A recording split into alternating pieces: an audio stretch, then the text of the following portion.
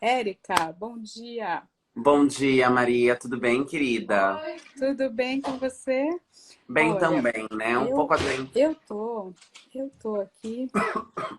Gente, vocês perceberam que aqui eu tô num lugar diferente hoje e que alguém já cumprimentou a gente. Se tiver som vazando por aqui, vocês fiquem em casa, tamo à vontade. Já falei para a Érica que eu tô com Wi-Fi emprestado, num lugar emprestado. Então, se tiver assim ruídos, movimentos, tá tudo dentro, né? Tá tudo Olha bem. só, tem até, vocês estão ouvindo? Tem até criança aqui que agora eu vim visitar, gente, uma outra cidade pequenininha, pertinho de Boston também, que chama Wellesley, onde tem, olha que interessante a nossa live ser hoje, Érica, você não tem ideia como isso é uma coincidência, mas primeiro você se apresenta, depois eu conto o que que é o Wellesley College, que é uma escola só de mulheres. É uma escola famosa, uma escola de garotas, mas daqui a pouco eu já conto um detalhe muito peculiar. Gente, com vocês, Erika Hilton aqui. Quem é você? Bom, eu sou Erika Hilton, vereadora e deputada federal eleita por São Paulo, mulher negra, travesti, presido a Comissão de Direitos Humanos da Câmara, militante, ativista, sagitariana. Essa sou eu. E ó, tem um detalhe, foi das mais votadas. Fala esse detalhe aí, né, Érica? Porque o Brasil Fui a é mais para votada em principiantes. 2020 no Brasil, né? Para vereadora, fui a mais votada em 2020 e fiquei entre as 10 desse pleito para São Paulo. Sou a nona, né? Entre as 10º do pleito para São Paulo. Então, na minha primeira candidatura a deputada federal, ter conseguido uma expressão de votos tão grande é sinal de que talvez a gente tenha a possibilidade, estamos tendo a possibilidade de construir um Brasil mais representativo, mais diverso, mais democrático. Então, para mim, é uma alegria. Plural. Plural, exatamente. Pluralíssimo, aliás, né? Plurais, plurais. Sim, sim. Uhum. Olha só que bom, mas ó, ó, gente, tá aqui meio estourada essa luz e Você tá. tá contra a luz, né? Porque a Eu luz tô tá vindo de contra. lá para fora. Gente, mas a minha frente tem uma escada, então o único lugar que dá. E tá um frio de 4 graus. Tá um frio de 4 graus, mas talvez eu vá mudar de lugar. Vamos andando aqui, Érica, deixa eu só contar aqui para as pessoas. Vou ver se eu consigo mudar de lugar aqui e ficar numa outra sala. Mas é o seguinte, gente, essa faculdade aqui, esse Wellesley College, era um lugar, né? Antigamente, eu mesma estudei 2, 3 anos da minha vida numa escola que tinha sainhas, sabe essas sainhas plissadas, assim, de escola de freira, sagrado Coração de Jesus com a sainha. Era o uniforme dessas meninas aqui. Hoje, continua sendo espaço feminino, mas se sabe que é o lugar onde as meninas vêm fazer transição, é o lugar trans da elite norte-americana. Então eu vim aqui também por conta disso e vim, né, enfim, conhecer o campus e conversar com professores, fazer meetings, mas o que mais me interessou foi isso. Não é sensacional o mundo? O mundo está mudando, gente. E olha o que é o inconsciente, Érica, agora que eu me dei conta que eu marquei, só, enfim, só tinha na agenda ser sexta-feira e ser esta, e eu falei, gente, eu tenho que fazer 2 lives. Posso ter um lugarzinho emprestado? Posso ter? Preciso falar com a Érica, vou falar com o Brito daqui a pouco. E olha que lugar simbólico que a gente se encontra, Érica. Não é isso? Super, Eu muito prometo simbólico. para vocês, gente, que eu vou.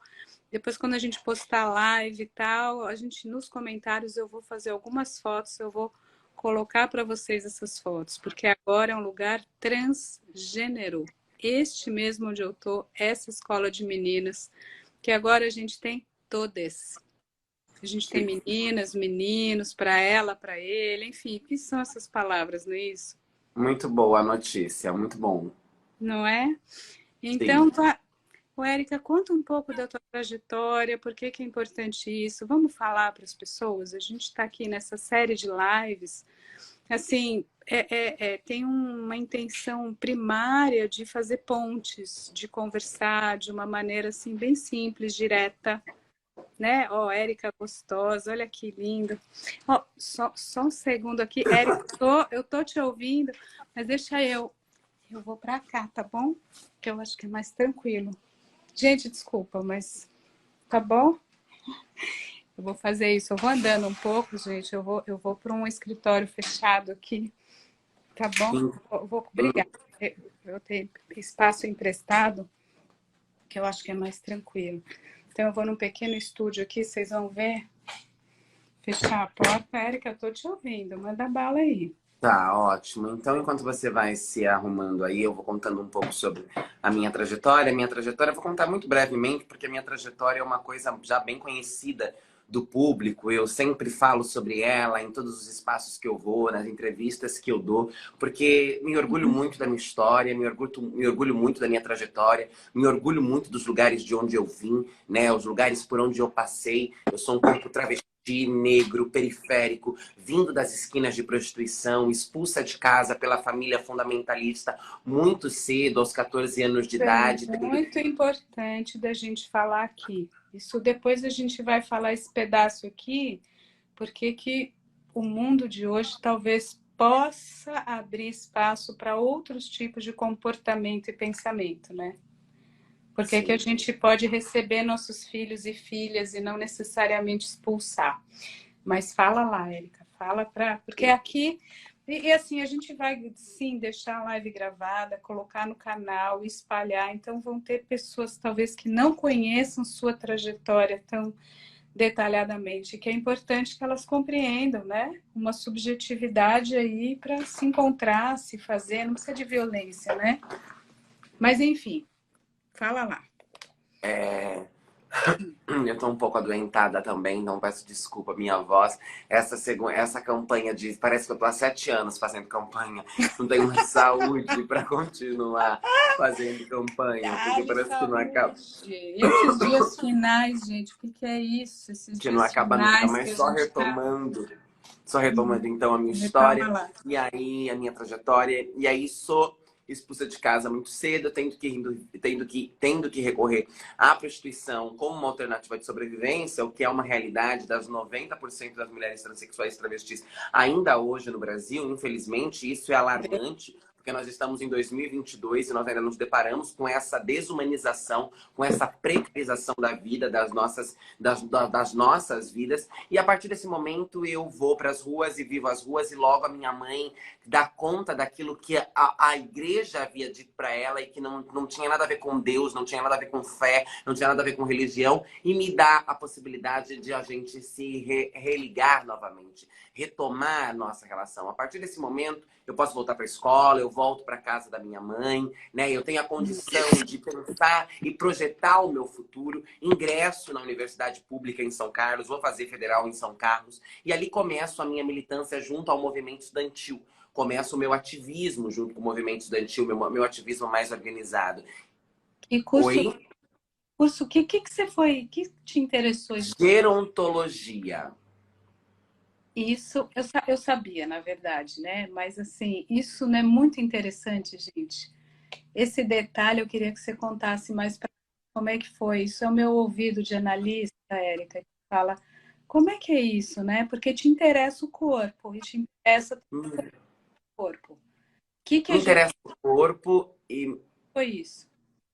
me interessa o corpo e me interessa a, a necessidade de um estudo sobre a perspectiva do envelhecimento da população trans, da população negra, da população LGBTQIA+. Eu não concluí, né, a minha graduação em gerontologia, porque eu abandonei a graduação para assumir o mandato de co-deputada estadual em 2018. Então ali eu tranquei a graduação e vim para São Paulo, assumi o primeiro mandato do qual eu fiz parte. Depois me elejo vereador em São Paulo, agora me elejo deputada federal. E talvez eu não volte para a área da gerontologia. Talvez eu volte para a área das ciências sociais, das políticas públicas, que tem mais a ver com o trabalho que eu realizo hoje. Mas quando eu escolhi a gerontologia pensando exatamente em como nós poderíamos estudar os processos biopsicossociais do envelhecimento na sociedade como um todo, mas em particular sobre a falta de perspectiva de envelhecimento da população trans, travesti e da comunidade LGBTQIA+, como um todo. Então eu queria entender por que nós não envelhecemos e quando nós envelhecemos, de que forma nós envelhecemos, com quais condições biopsicossociais nós conseguimos envelhecer. Existem espaços que acolham esse envelhecimento, existem trabalhos que falem sobre essa velhice, existe alguma coisa sendo construída acerca da velhice da comunidade LGBTQIA+. Então eu escolho a gerontologia como a possibilidade de nós investigarmos e mais do que apenas investigarmos, começarmos a produzir, né, mecanismo de proteção, porque pensa comigo, né, Maria? A comunidade trans, em especial, dentro da própria comunidade LGBTQIA+, é uma comunidade que faz, por exemplo, processos de hormonioterapia. E muitas vezes esses processos de hormonioterapia não são processos acompanhados por equipes multidisciplinares, por endocrinologistas, nutricionistas e etc. Então, nós precisamos e precisávamos e continuamos precisando analisar, olhar para esse cenário e entender qual é o processo que se dá no corpo desses sujeitos. São pessoas que passam por um processo de extrema violência com a família, de expulsão de casa, de prostituição, de drogadicídio. Como esses indivíduos envelhecem? De que forma esses indivíduos envelhecem? E quais são os protocolos em saúde que nós podemos desenvolver para garantir que essa seja uma velhice de qualidade? Então, dessa forma, eu tentando trazer respostas à minha comunidade e depois encontrei essas respostas nas políticas públicas, né? Nesse primeiro momento, eu escolho a gerontologia como um caminho para ajudar o processo de qualidade de vida mesmo da comunidade LGBTQIA+, e aí saio da gerontologia para ajudar o processo de qualidade de vida da comunidade LGBTQIA+, através das políticas públicas. Sensacional, gente. É incrível isso e como eu estou dizendo, assim, esse processo não dá mais para a gente voltar atrás, não é isso? Nos últimos 10 anos, vamos pensar assim, do que você viveu desde esse momento, né? De ser expulso, mandato, o mundo não mudou? Será que, né? Estou falando todos os dias isso, todas as entrevistas, todas as lives, o processo histórico, gente, ele vai e volta. Ele é repetido, né? Como diria, né? A história se repete como farsa. Mas ela não vai ficando, ela não se gira assim num círculo, ela vai, volta, vai. Ela tem um caminho. É irreversível a consciência e a história. Você não observa isso? Esses últimos 10 anos, por exemplo, você não acha que, de alguma maneira, o fato de você ter sido uma das mais votadas em São Paulo e hoje é nacional, é o Congresso Nacional que a gente está falando, eu não sei se todo mundo compreendeu. A gente tem uma representante, que é a nossa querida Érica, aqui conversando com a gente, que está lá em Brasília, Congresso Nacional. Isso é histórico, né, Érica? Como é que é isso? Será que as pessoas conseguem aceitar que o mundo mudou?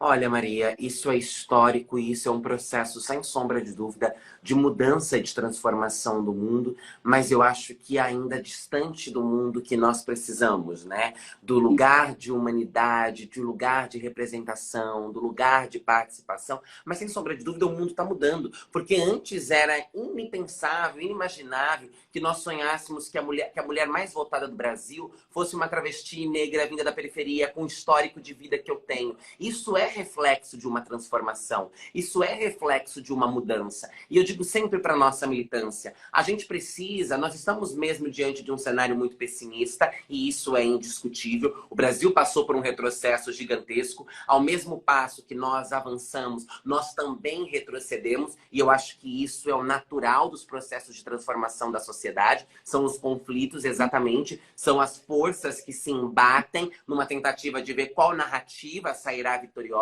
mas nós não podemos ter nós não podemos ficar com uma sensação pessimista. E eu digo isso porque eu ando muito nas ruas, eu uso muito as redes sociais, eu fiz campanha, eu tô em campanha para Lula e Haddad. E eu tenho conversado muito com as pessoas e muitas vezes por conta dos números da pesquisa, por conta de todo o cenário de fome, de pobreza, de tudo que nós estamos vivendo aqui no Brasil, não preciso ficar lá falando pra gente uma lista, todo mundo sabe. Às vezes as pessoas ficam muito desesperançosas, muito baqueadas, muito para baixo. E eu tento trazer sempre essa perspectiva de dizer, meus amores, olhem para tudo que nós já conquistamos desde a invasão dessas terras, por exemplo, se nós quisermos ir mais longe, né? Olha o quanto nós 500 anos, gente, o mundo fez assim, né?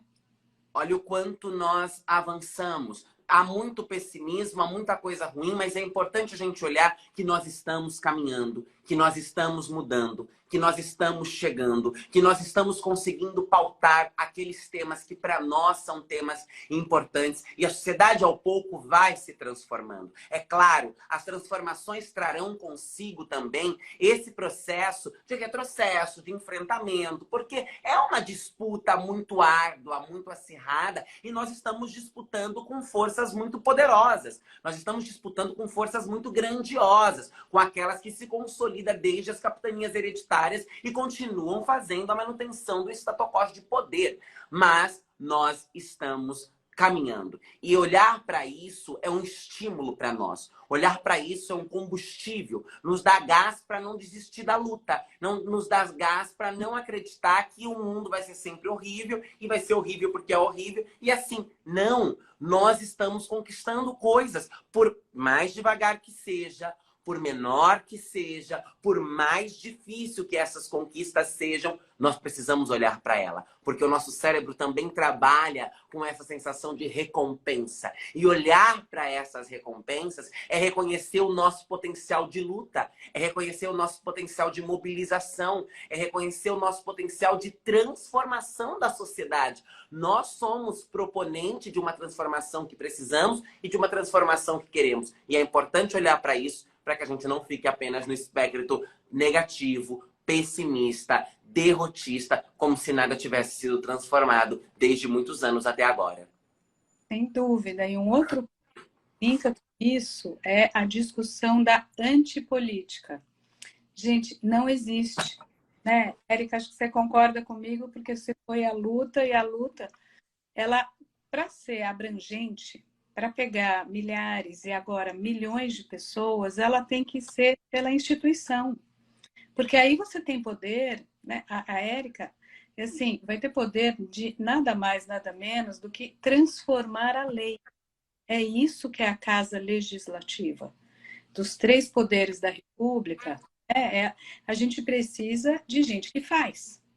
Tem 3 tipos de gente que faz. Gente que executa, gente que vai falar qual é a regra para executar, né? Gente que vai aplicar a lei e gente que vai julgar como é que está sendo todo o funcionamento do jogo.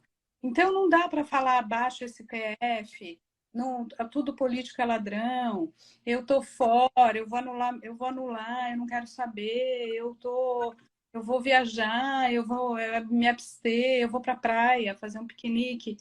Gente, não dá. Simples assim. Eu também gostaria de viver em outro planeta, eu também tenho minhas crises eremíticas, eu também quereria, sei lá, fui num lago aqui que chama Walden, que teve um filósofo que é o Thoreau, que se retirou da sociedade, construiu cabana com as próprias mãos para rediscutir o que é o poder do indivíduo, as liberdades individuais. Fuck off o mundo. Não é possível. Vamos fazer esse luto, vamos com adultos na sala e falar, ó, a casa é nossa, a sala é nossa, o planeta Terra é nosso, os direitos, os corpos. Como é que a gente vai circular tudo isso, né? Sim. Viva! É O quê? isso. Viva a política. Viva a política e viva a nossa presença nela, né? E com paixão que você transmite, né? Com essa força, com potência, com alegria, não? Sim, sim, é importante ocupá-la, é importante lembrar que nós estamos nesse momento diante de um dos cenários mais difíceis desde a redemocratização do nosso país e que, de fato, não dá para se omitir da política. E o quanto nós precisamos resgatar essa sensação de pertencimento político, porque no Brasil se consolida uma ideia de aquela mesma ideia do futebol, religião e política não se discute, para fazer com que as pessoas fiquem distantes do debate político, para fazer com que as pessoas não se sintam pertencentes ao processo político, para fazer com que as pessoas olhem para a política como um lugar chato, como um lugar que não quero saber disso, desprezando o quanto a política pauta toda a nossa vida, pauta os nossos direitos, pauta a comida que chega na nossa mesa, pauta o preço do nosso gás, da nossa água, do nosso transporte, do nosso imposto. Tudo é política, das políticas públicas que teremos, se haverá vaga no posto de saúde, se haverá ar para nós respirarmos, porque isso vai depender do quanto nós estamos desmatando, do quanto de rio nós estamos secando, do quanto nós estamos destruindo o nosso planeta. Então, até o ar que a gente respira, a água que a gente bebe, que talvez não devesse ter nenhum tipo de interferência política, porque são recursos naturais, passam por um processo político. E quando nós ignoramos o processo político, ou nos convencemos de que a política não é para nós, ou de que a política é algo menos importante, e eu sei, Maria, e sei para a audiência que está nos acompanhando, que a política durante muito tempo e ainda hoje é um lugar cafona, é um lugar cinza, é um lugar escroto, é um lugar chato, com uma linguagem rebruscada, que ninguém entende, que ninguém consegue acompanhar, mas nós precisamos mudar isso, porque isso faz parte de um projeto. Isso faz parte de um projeto de distanciamento do povo. Isso faz parte de um projeto de... Elinha, sai daqui, deixa a gente fazer as nossas regrinhas, nossas leis, nossa concentração de dinheiro, nossos lobbies em paz, né? Exato. Não vamos cair nessa. Não vamos É cair nessa. estratégia e a gente não pode cair nessa. A gente tem que tomar a política para nós. Nós precisamos dizer política é algo importante e é algo que nós, LGBTs, povos indígenas e negros, mulheres, jovens, toda a sociedade que é diretamente atingida por ela, podemos e iremos discuti-la. Então, nesse momento, é muito importante que vocês também possam falar com amigos, com familiares, possam falar com pessoas próximas, para que todo mundo possa ir às urnas votar agora no próximo dia 30. Possam escolher um projeto democrático, possam escolher um projeto pela esperança, possam escolher um projeto que respeite as instituições, que respeite a autonomia dos poderes, que nos leve para um lugar diferente desse que nós nos encontramos agora, que é o lugar da barbárie, que é o lugar, enfim, é o lugar do caos, é o lugar da destruição, é o lugar do armamento, do ódio, da violência, da estupidez,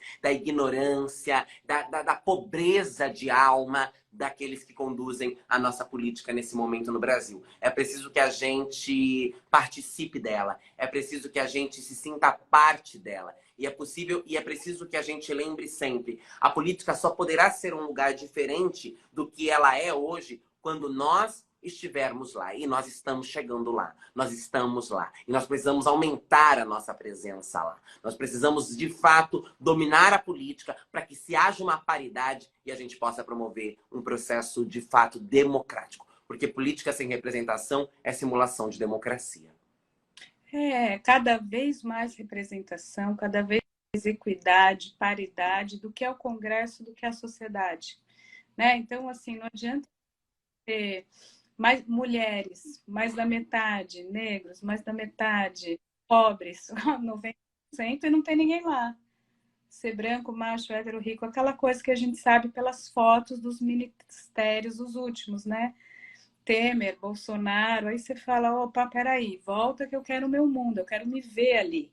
Então, a gente também está podendo se interessar por isso. Um, que a gente se vê representado. Dois, que a gente entendeu que vacina, preço de comida, casa, comer, passar fome ou não, tem a ver com tudo isso. E terceiro, também muda o que a gente acredita. Queria falar um pouquinho dessa tônica geral de comportamento. Vendo aqui que tem toda uma discussão de banheiro unissex, e a coisa da ciência, ou do estudo, é o lugar da barbárie, da putaria, e é só droga. Esse imaginário de gozo do outro. É isso, que é isso. Vamos aterrar o debate, né? Não vamos ter fantasia dos imaginários, de, assim, parece Sodoma, né? Parece Saló, parece... E, escuta, todo mundo rala, todo mundo está aqui trabalhando, estudando, não é o reino do sexo, drogas, rock and roll, isso é imaginário nosso. Todo mundo acorda de manhã, Érica, Maria, Lula, Haddad, Bolsonaro mais ou menos, dá umas passeadas, né, Érica? Assim, sem querer provocar. Assim, gente, o banheiro, vamos pegar esse exemplo pequeno que é tão mal compreendido. Cada cor, a gente não precisa binarizar o mundo. Claro, escuro, preto, branco, até romance e água com açúcar aí é 50 tons de cinza. Porque menino e menina, fica livro com contardo. Não é isso?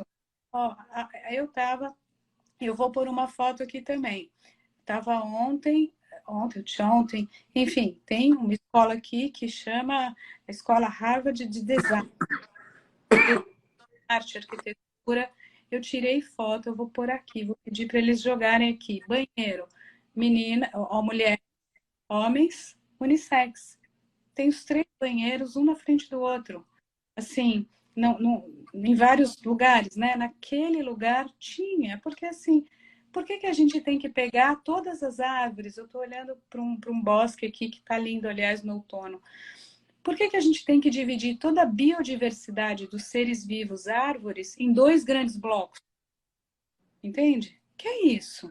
As diversidades dos corpos e dos desejos, você tem que se identificar à direita ou à esquerda, mesmo espectro político. É menino ou menina, é macho ou fêmea. Qual é o problema de você dar uma terceira via? O Brasil não queria tanto a terceira via? Então vamos, gente. Então vamos para a terceira via. É o raciocínio da terceiridade, da possibilidade do terceiro, da alteridade. Não pode ser assim? É Sim, isso. Aqui, ó, deixa eu mostrar para é vocês. importante, mas eu queria...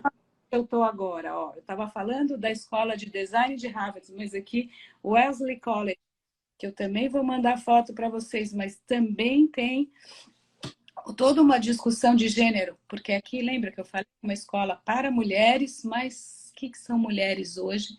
Se aqui as pessoas que têm vontade de fazer transição vêm estudar aqui. Então, quais são os espaços? A gente está falando de geografia, de arquitetura, de espaço e de poder. Não é isso que a gente está falando? De territórios. Sim, eu queria voltar nessa questão dos banheiros, primeiro para lembrar todo mundo que essa discussão dos banheiros unissex é uma discussão criada pela extrema-direita para atrelar as pessoas trans travestis. Nós não estamos discutindo isso nesse momento. Nós não estamos Não é, discutindo um banheiro unissex nesse banheiro. não é A extrema-direita, ela tem usado esse debate para promover caos e desinformação. Eu não acho que eu acho que esse exemplo que você deu de ter um banheiro feminino, de ter um banheiro masculino, de ter um banheiro unissex, é o exemplo perfeito, é o exemplo cabível, é o exemplo que nós deveríamos seguir, porque é possível ter um banheiro onde as pessoas possam usar.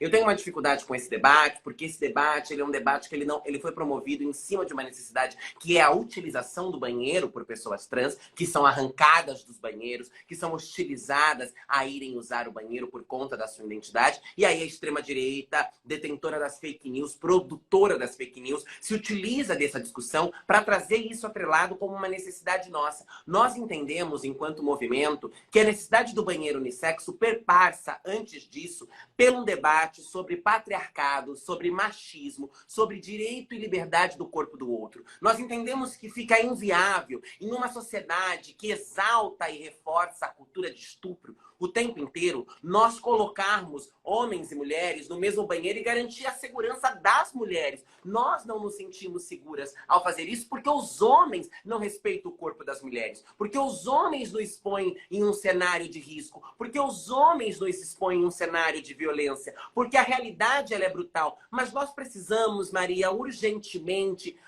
sair desse debate de banheiro. Isso é raso diante de tudo aquilo que nós temos que debater. Isso é o básico. As pessoas precisam ter a dignidade de fazerem as suas necessidades fisiológicas dentro dos banheiros. Os banheiros nada mais são do que cabines fechadas, aonde nós adentramos, fechamos a porta e fazemos as nossas necessidades fisiológicas. Sejam esses xixis, ou seja, isso cocô, vou falar aqui bem abertamente, porque a gente não tem que ter tabu para falar sobre fisiologias. Nosso corpo humano produz esse tipo de necessidades que são basais, basilares do ser humano. Então, assim, o debate sobre banheiro unissex não é um debate promovido pela comunidade transvestigênero. Esse é um debate promovido pela extrema-direita, pelo fascismo, para promover caos, para promover a desinformação, circulando imagens como aquela que muita gente deve ter recebido de uma criancinha sentada num vasinho pequeno enquanto um homem grande fazia xixi com o pênis de fora, de pé. Isso é absurdo. Isso não tá dentro da nossa discussão. O que nós estamos discutindo é isso que você falou, a necessidade de não precisarmos mais dicotomizar a humanidade, de não precisarmos mais separar entre dois blocos, separar de forma binária. Isso sim é importante. E sonhamos sim com a possibilidade de um banheiro unissexo. Por que não? Por que as pessoas não podem compartilhar de um mesmo banheiro? Em casa nós compartilhamos de um mesmo banheiro. Mas antes de nós discutirmos o compartilhamento do banheiro entre homens e mulheres, nós precisaremos falar sobre cultura de estupro. Nós precisaremos falar sobre machismo. Nós precisaremos falar sobre misoginia. Nós precisaremos falar sobre o respeito ao não, sobre o respeito ao corpo do outro. Porque mesmo não usando esses banheiros, essas violências ocorrem o tempo inteiro. Então eu acho que é importante a gente centralizar essa discussão. Banheiro unissex, eu acho que faz parte de um processo da construção da sociedade que nós queremos. Da diminuição dessa divisão escrota e horrorosa. Mas isso não é um debate que está pautado hoje. Isso não é um debate que é central às pessoas trans nesse momento. Isso não é um debate que nós estamos levantando. E volto a repetir para concluir, quando nós levantarmos enquanto movimento este debate, primeiro nós falaremos sobre a possibilidade de nos sentirmos protegidas, de nos sentirmos seguras, de nos sentirmos blindadas ao utilizarmos o nosso banheiro. Porque ainda hoje os homens se sentem extremamente autorizados por conta do falocentrismo, a cultura de estupro e a pornografia e todas as violências estão impregnadas na mentalidade masculina. E nós não falamos sobre isso. Nós não combatemos isso. Nós não olhamos para isso. A extrema-direita prefere pegar essa imagem de um homem adulto fazendo seu xixi e uma criança do lado, ao invés de lembrar aonde estão os maiores episódios de violência sexual praticadas contra as crianças e adolescentes, que são dentro das próprias casas, aonde já existem banheiros unissex. O problema não é o banheiro unissex. O problema é a mentalidade masculina. O problema são as relações de poderes que estrutura as relações de gênero na sociedade. E isso sim para nós é importante. Isso sim para nós é uma urgência. Isso sim nós queremos discutir hoje. Porque ao discutirmos isso, será possível consolidarmos um banheiro onde todo mundo possa usar com tranquilidade, sem medo de estupro, sem medo de agressão, sem medo de invasão, sem medo de violência. Hoje nós entendemos que isso é inviável, então por isso não é parte de um debate proposto por nós. Arrasou, lacrou, gente. Tá claro qual é o debate? Tá claro? Não vamos colocar a cortina de fumaça e não vamos se deixar enganar por uma madeira de piroca. Pelo amor de Deus, banheiro e essas imagens, esses memes, vai roubar no jogo. Isso é antipolítica. Isso é sabotagem do espaço público da polis para a gente discutir as nossas vidas reais. Vamos parar com isso, né? E olha, eu falei para a Érica, combinei aqui, Érica, vocês estão vendo que eu tô emprestada aqui, enfim, combinei 40 minutos, então a gente está chegando no final. Uma pena que essa conversa é ótima, poderia durar muito tempo. Vamos falar só um pouquinho de São Paulo, que eu estou muito preocupada, Érica, e eu sei que você acompanha esse debate, você está aí fazendo campanha, é nossa terra. Como é que é isso, gente? Um poste bolsonarista né, um cara que importa tudo que de pior o Rio de Janeiro pode exportar, uma lógica miliciana. Não, né, gente? Por favor, a gente é o estado mais rico em termos de capital. Eu sei que tem muita gente do interior que está apoiando isso. Eu vou conversar daqui a pouco, 2 da tarde, com o Marcelo Brito, representante de um agro lúcido, que vai, né? Eu quero mergulhar ainda mais nessa discussão. Vocês veem que a gente está eclético. Hoje é o dia que a gente vai de A a Z, né, Érica? Você está vendo que a minha tenda aqui é aberta. Já falei, Bolsonaro pode vir, filhos podem vir, Lula, todo mundo, galera, venha, vamos conversar. Mas o que a gente pode falar um pouquinho dessa particularidade do Brasil chamada Estado de São Paulo? Que Olha, palavras finais você teria aqui? nós precisamos lembrar que São Paulo é a capital mais rica do país e que detém também um número de desigualdades profundas, né? Nós temos muito dinheiro em circulação, mas nós temos também um aumento da população em situação de rua, da pobreza, da má redistribuição dessa renda e da necessidade de tirar esse projeto político liberal que sempre conduziu São Paulo, que foi o PSDB, há mais de 20 anos governando o nosso estado e levando adiante uma política que não está atrelada às necessidades e aos interesses da população do estado de São Paulo como um todo. Agora nós temos aí uma figura nefasta, uma figura que quer exportar, como você bem colocou, o que há de pior no Rio de Janeiro, uma figura que não conhece da cidade, uma figura que tem uma agenda idêntica à agenda do Bolsonaro, uma figura que quer tirar, por exemplo, as câmeras dos uniformes da polícia, da polícia militar, né? Alguém que quer privatizar a Sabesp. Nós temos um candidato que não é viável como candidato. Nós temos alguém que não tem a possibilidade de se apresentar enquanto candidato, que mente, que se utiliza de atentados fakes, paga provas de investigação para aquilo que foi, né, a facada do Bolsonaro, o Tarcísio quis fazer com o tiroteio do Tarcísio, né? Nós precisamos de uma política conectada com as pessoas. Nós precisamos de uma política que reflita as urgências e as necessidades que o povo de São Paulo tem. E isso não está representado no programa proposto pelo Tarcísio. O programa proposto pelo Tarcísio é um programa que beneficia uma casta minúscula das elites econômicas do estado de São Paulo. É um programa que vai auxiliar na violência contra a população negra, contra a população LGBT, contra as mulheres, porque é o mesmo programa de Bolsonaro. E no domingo o Brasil vai dizer que Bolsonaro nunca mais. Bolsonaro não dá mais porque o Brasil quer voltar a respirar. O Brasil quer voltar a ter ar. O Brasil quer voltar a crescer.